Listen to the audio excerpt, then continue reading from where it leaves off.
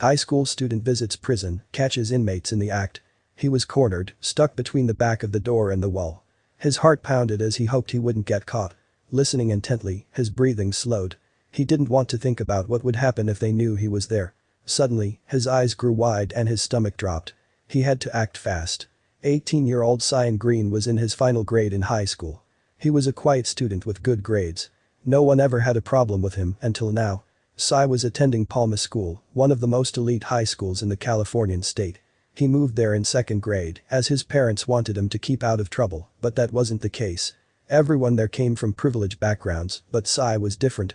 His parents worked hard to afford the monthly tuition of $1,200 so that he could go there and be surrounded by better friends who had their heads screwed on tight. Unlike Cy's old school friends who got caught up in drugs and theft, they hoped Cy would make smarter decisions by going to Palma School, but the unexpected happened. The school had more programs than most. One of which was the reading group program with Soledad State Prison. It was introduced as a form of correctional training for the prisoners and young boys, but it veered off course. Although many parents didn't like the idea, Cy's parents saw it as a good opportunity to remind their son to stay on the right path. When Cy first met the prisoners, it was a nerve-wracking and unsettling meeting, to say the least. The men were intimidating and hardened by their mistakes in life behind bars. They greeted all the schoolboys with an intense stare and domineering presence. Cy wondered why they enrolled in the program. Was it just to scare them? As the weeks passed and Cy began to get to understand the program and the inmates a little bit better, he started to relax. He was no longer afraid to speak up and talk with them without avoiding eye contact and lowering his head to the ground. He was one of the first students to actually form a bond with them, or so he thought. As far as Cy knew, they were all friends, which was why he didn't understand once they began to act differently towards him. At first, he thought it was nice when they asked about him, where he came from and his family, but now, something felt odd. The more Cy told them, the more coy and suspicious they began to act. Cy reminded himself that these men were criminals after all. He didn't dare to ask them what they were charged for. He was afraid of their answers.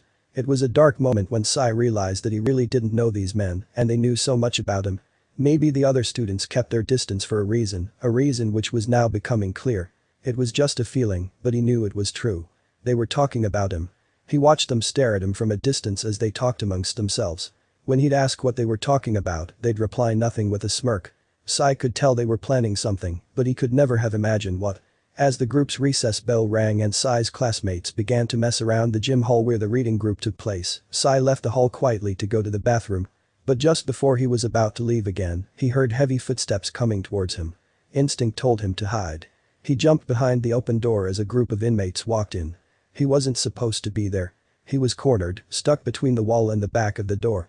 He had no choice but to stay still and hope he didn't get caught. He listened with wide eyes as the inmates talked about him. They had been planning it for weeks, hoping to catch him off guard.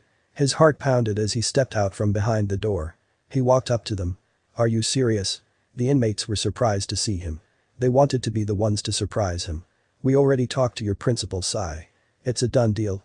Cy broke down in tears and gave the men a hug when they told him that they had gathered enough money for a scholarship for Cy.